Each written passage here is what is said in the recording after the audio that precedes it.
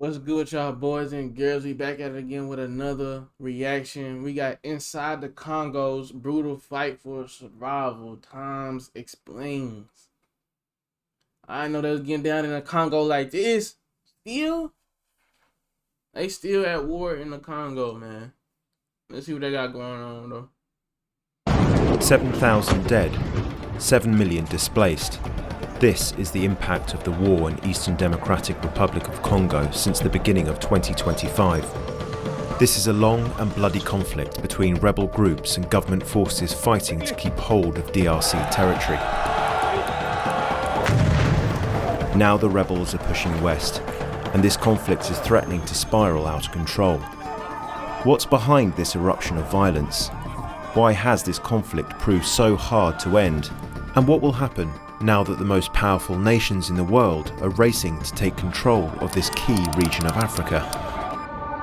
They always trying to take control of something. Leave stuff alone, bro. Like, we always trying to take control of something. Leave this stuff alone, bro. For real.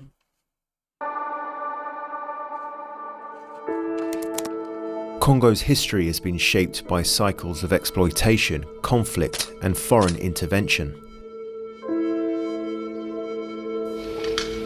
Nous allons veiller à ce que l'unité de notre patrie profite véritablement à ses enfants.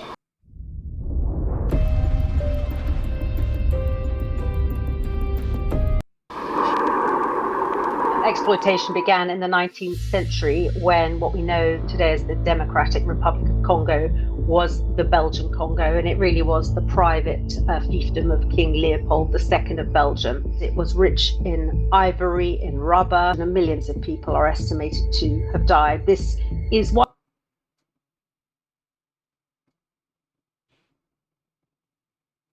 They always somewhere, bro. These niggas always somewhere, bro. Fucking with shit. Swear to God, bro. These niggas right here, they always fucking with shit, man. widely regarded as one of the most brutal periods of colonial history known in Africa. The now independent Congo quickly faced secessionist movements, Lumumba's assassination, and a 1965 military coup led by Mobutu Sese Seko, who renamed the country Zaire in 1971 and established a dictatorship. 2 decades later, Rwanda exploded into ethnic violence, and the DRC was about to receive a deadly blowback from one of the most shocking moments of brutality in the 20th century.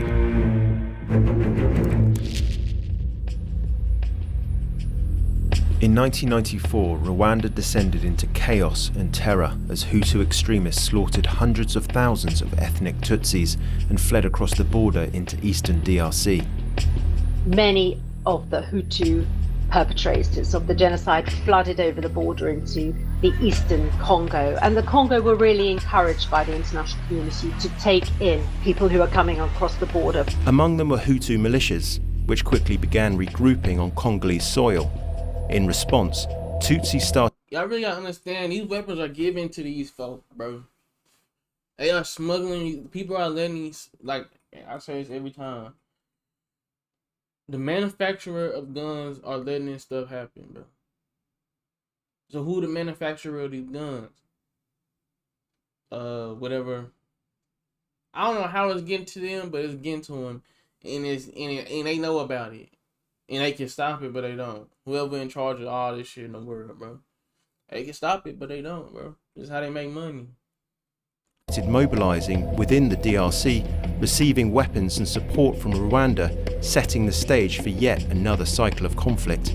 Well, more than 100 groups are active there right now, but one dominates, M23. A Congolese Tutsi-led rebel paramilitary group named after the March 23, 2009 peace accord that ended a previous Tutsi-led rebellion in eastern DRC. As refugees rush out, the rebels rush in.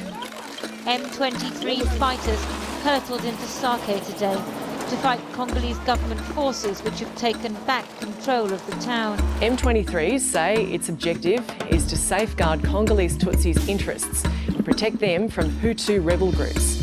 Since its formation, M23 has faced accusations of war crimes, including child soldier recruitment, massacres and rapes. Rwanda is accused of arming M23 and of using their troops to back the group. Does Rwanda currently have any troops at all in eastern DRC? I don't know. Rwanda's President Bro Paul said, Kagame. I don't know. You supposed to say no. This dude said, I don't know. Of course, now they think they know that you putting troops in there now. Come on, bro. This dude said, I don't know. At least defend them people, bro. Army is a former commander of a Tutsi rebel force who helped end the Hutu-led genocide in 1994. You'll find him in Davos. You'll find him at the Munich Security Conference. He has learned very well how to engage Western donor countries. And there's still an enormous amount of kind of guilt within the international community that we did not come to the rescue of those Rwandan civilians 30 years ago. But the violence fueled by M23 rebels who claim they took up arms to defend their rights goes beyond ethnic tensions with the Hutus. This is also a story about money and power. Beneath this soil, there are vast... You know, the world just come together to help everybody as one. We'll be way better off as a world, as a civilization. We are a civilization. If aliens come over here right now and look at us and see how this world is ran, they'll laugh at us, bro. Cause we going against each other, but we trying to put spaceships in the sky. We trying to arm the space race. We trying to arm people. We got a space force, bro. And I guarantee you, it's the beat out another country, not just bro. We are going against each other, bro. Racial, ethnic, economic, geographic, and religious. We're going against each other, bro. This is real life. riches, an estimated $24 trillion in untapped resources. Congo has a rich abundance of critical minerals and so-called rare earths. Diamonds, gold, copper, and the most sought-after minerals in the world, lithium, cobalt and coltan. The demand for these rare earths is being fueled by the tech revolution and the world's race to become sustainable. Every electric car battery contains 10 kilograms of cobalt, much of it mined in Congo. Now DRC is responsible for 71% of the world's cobalt production. Once extracted, the mineral is used to make the highly powerful and lucrative lithium. But what are they gonna do when they run out of it? Like, we are basically using Earth for money, and we're gonna run out of the material. Then we're gonna have to use endless energy anyway. Do y'all not realize this? The ways that we're gonna have to use endless energy is wind turbines, all this stuff, all this other stuff, like, you know what I'm saying? Endless energy, nuclear energy, all types of shit. That's what we're gonna have to use anyway. So then for they be fighting over this shit, and for people to be doing this shit and making this shit like the way of life for us to live and get nice things, we gotta go make the Africans dig in this shit to get this shit. And they know we got endless ways of energy. Like Nikola Tesla did. You know, Nikola Tesla was a pioneer of that endless energy, bro. Of our lifetime, you know what I'm saying? Our recent lifetime, Nikola Tesla figured it out. But, you know what I'm saying? They don't want people to figure it out. They have water engines. They don't want people to figure that shit out, man. Wake up, bro. Lithium batteries, which are used to fuel everything from electric vehicles to smartphones. Despite being such a large producer of cobalt, the per capita income of the DRC is really, really low. It's one of the poorest countries in the world. Key reasons why the Congo hasn't been able to capitalize on its huge natural resources is a lack of structures in place in central government.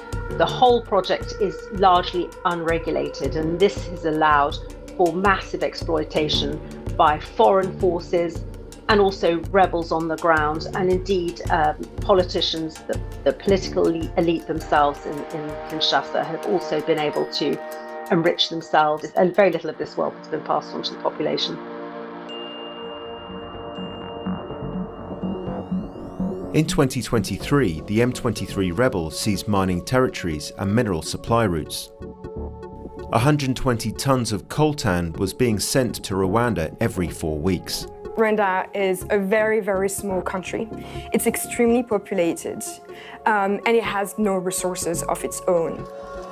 In early 2025, after a swift advance in the east, M23 fighters captured key cities including Goma in North Kivu and Bukavu in South Kivu, killing thousands. Fighting between the Rwanda-backed rebels and the army of the Democratic Republic of Congo had ramped up significantly in recent days. Il m'est impossible de vous décrire les cris et les larmes de millions de victimes de ce conflit.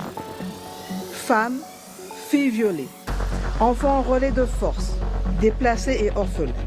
From an outsider's perspective, the success of M23 seems unlikely.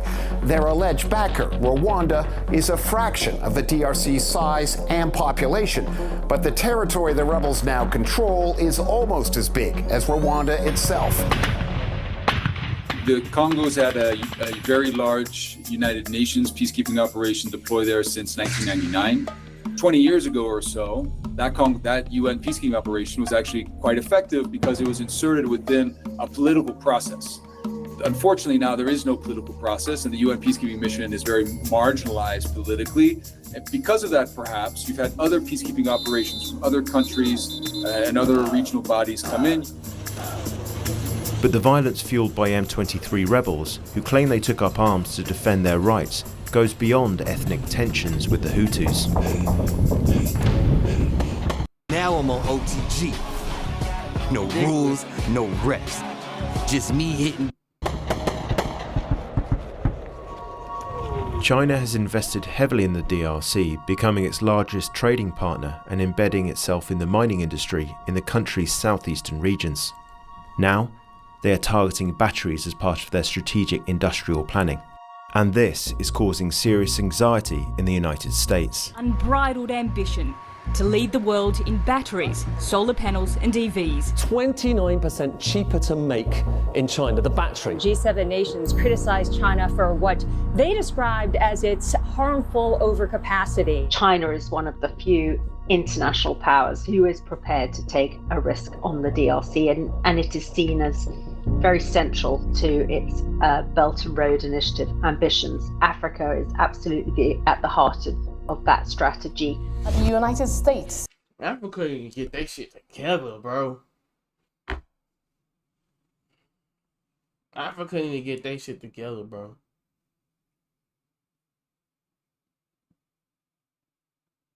Sick of this shit. It's poor ass shit. Making us look bad, bro.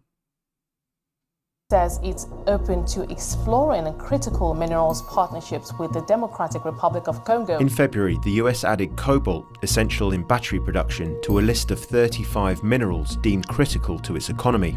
Make America great again. In the DRC, Donald Trump and his billionaire tech backer Musk might see a chance to weaken China's grip on the continent's clean energy supply chains. The Trump administration is prioritizing critical minerals, and they're doing that globally. So even in the Africa case, it means that DRC has more importance than it has, say, in past administrations. In early 2025, lobbyists for the DRC approached Washington, offering operational control and exclusive extraction and export rights to America. Africa gotta learn that they can do all this shit themselves. Are they fucking dumb, bro? Africa it's like a dog on a leash at this point. To be honest, Africa is like a dog on a leash. They got everything they need to survive themselves. But they don't. They choose to use US money, China money, everybody else's money instead of do for themselves. They don't need to use nothing. They got everything they need in Africa. Everything, bro. American companies in return for reinforcing regional stability. The DRC wants pretty active U.S. security support, maybe even asking for boots on the ground. This administration is not interested in boots on the ground in foreign places. But it could also just be putting pressure on the Rwandan government, which is backing the M23. The Rwandan government is very dependent on international aid and support, including from the U.S. government. What is going to happen next is really, really scary. With international focus consumed by the wars in Ukraine and Gaza, there is limited interest in the DRC crisis and no hope of support from the global north. Meanwhile, the growing technological demands of the modern world directly fuel exploitation, further intensifying the factors driving conflict in eastern DRC. If it were to be determined that the Rwandan armed forces were actually engaged on the ground in a fighting capacity, that would, I think, change the nature of this conflict. It would make it not just instability in eastern Congo, but it would make an interstate conflict in Central Africa. There'll also be the problem of the humanitarian crisis. And, there have been 7 million people who have been displaced. The Congolese are in desperate need of an end to the conflict. Yet the only groups eager to step in are mercenaries, international business players circling for profit, and nations locked in a struggle to control the means of the green and tech revolutions. Bro, that shit crazy, bro. That whole situation is crazy, bro. Next, we're gonna have the inside of Colombia's bloody guerrilla war by Time Explains. Time Explains makes some great shit. Shout out to Time Explains. You know what I'm saying? They really doing some good insights on what's going on. You know what I'm saying? That's good for us to know. You know what I'm saying? For the whole culture, for the whole world, for us to know this shit, man. Next is gonna be Colombia. Hopefully Africa as a whole can get that shit together, man. That's all I gotta say. That's what they gotta do, bro.